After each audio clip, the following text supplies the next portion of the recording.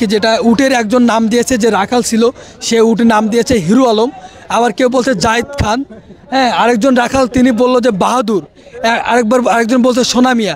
আসলে উটের যে নামটা কি এটা আমরা জানি না। তো যিনি ইতিমধ্যে খাওয়া দাওয়া করাচ্ছে তার সঙ্গে আমরা কথা বলেছি, তিনি বলছে দুইটা উট, একটা হলো হিরো আলম আর একটা হলো জাহিদ খান, এটা আমাদের সঙ্গে বলেছে।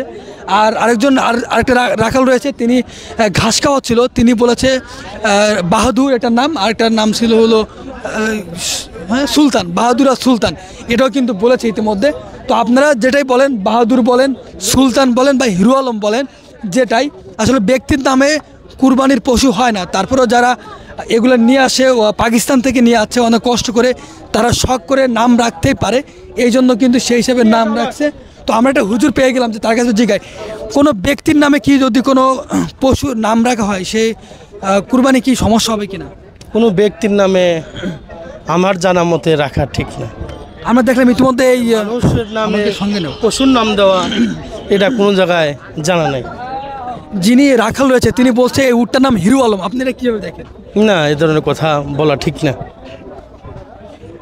উট কুরবানি দেওয়া নিয়ম কি? আসলে উট কুরবানি দেওয়ার নিয়মটা আসলে কেমন? উট কোরবানির নিয়ম তার যে সামর্থ্য আছে সেই সামর্থ্য হিসেবে উট কোরবানি দিবে। আমাদের হযরত মুহাম্মদ সাল্লাল্লাহু আলাইহি ওয়াসাল্লামের সময় তিনি দুম্বা কুরবানি দিতেন, আমাদের এদিকে দুম্বা পাওয়া যায় না, তার বদলে হয়তো গরু এবং আমরা দেখছি উট নিয়ে আছে। তো এগুলো কুরবানি দেওয়া কি জায়েজ আছে বা কোনো সমস্যা হবে? উট গরু পশু মানে এটা দেওয়ার জায়েজ আছে, এটা নবী রাসূলের থেকে এটা হয়ে আসছে, আমরা যেটা জানি আর কি। আমরা জানি যে সবচেয়ে কাছের জিনিসটাকে কুরবানি দিতে হয়। তো আমরা হাট থেকে হয়তো বা 2-1 দিন আগে একটা জিনিস কুরবানির জন্য নিয়ে গিয়ে কুরবানি দিলে সেটা হবে কিনা? হ্যাঁ, সেটা হবে। লালন পালন করছি না, একটা জিনিস লালন পালন করলে এটা ভালো। তাছাড়া যার যে সামর্থ্য আছে সে কিনে নিল। এখন অনেক মানুষের বাসায় জায়গা নাই, হিসেবে পালতে পারে না, এখান থেকে কিনে নিলে যে কোরবানি দিল কোনো সমস্যা নেই। পশুর প্রতি মায়া মহব্বত জমছে না, তাহলে কিনে হালকা পাতার জন্য ওটা কোনো সমস্যা নেই। কিন্তু মুহাম্মদ সাল্লাল্লাহু আলাইহি ওয়াসাল্লাম তো সেই সময় হাদিসে লেখা রয়েছে যে খুব কাছের ব্যক্তি বা কাছের মানুষকে দিতে হবে, এটা দেওয়ার নিয়ম ছিল, কিন্তু এখন মানুষ ওরকম করে না। আগে যেমন একটা মানুষ 2 বছর পরে 5 বছর পরে একটা জিনিস পালতো, পাইলে গিয়ে এটা কোরবানি দিত, যে নিজের একটা ভালোবাসার জিনিসকে কোরবানি দিত, এখন তা হয় না।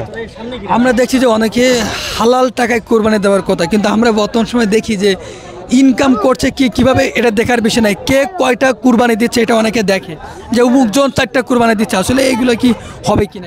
এটা মানুষের কার কীভাবে টাকা কামায় না একমাত্র ওই লোকই বলতে পারবে, অন্য কেউ বলতে পারবে না। আচ্ছা, কুরবানির গরু কেনার পরে যদি কেউ ফেসবুকে এবং সোশ্যাল মিডিয়া এবং মানুষকে বলে বেড়ে আমি 4টা কুরবানি দিচ্ছি, আমি এত লক্ষ টাকা দিয়ে গরু কুরবানি দিচ্ছি, তার কুরবানি দেওয়ার নিয়ম নাই, এটা দেওয়ার নিয়ম নয়, বলারও নিয়ম নাই। একজনকে একটা টাকা দিবে, চুপ করে দেওয়ার নিয়ম।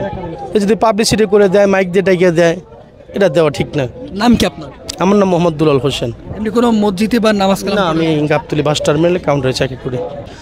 দর্শক, আমরা একজন হুজুরের সঙ্গে কথা বলছিলাম, তিনি দুলাল মিয়া তার নাম বলছেন। দেন মানে তার কাছে জিজ্ঞাসা করতে চাইছিলাম যে আসলে এই উটের নামটা দেওয়া আছে হিরো আলম, তো হিরো আলম নামে উট কুরবানি দেওয়া জায়েজ আছে কিনা, যে কোনো ধরনের সমস্যা হবে কিনা। তো তিনি বলছে আসলে এভাবে কুরবানি দিলে সমস্যা হতে পারে, যে জায়েজ না এটা বলি নাই, কিন্তু ইতিমধ্যে কিন্তু আপনারা দেখেছেন বিভিন্ন গরু, বড় গরু বা উট, দুম্বা ইত্যাদি যেগুলো রয়েছে নাম দিচ্ছে বিভিন্ন রকম, জায়েদ খান, ডিপজল, হিরো আলম, হ্যাঁ, এমন নাম দিচ্ছে, আমি আর নাই বললাম। তো দর্শক, আমি সর্বশেষ যে কথাটা বলবো, উট যে উটটা দেখছেন এই উটটা পাবেন গাবতলী, ঢাকা শহরে বৃহত্তর হাট গাবতলীতে পাবেন। যারা উট ক্রয় করতে চান, যাদের সামর্থ্য আছে, বেশি দাম না, মাত্র 40 লক্ষ টাকা দাম, কারণ 3টা দেশ ঘুরে এসেছে।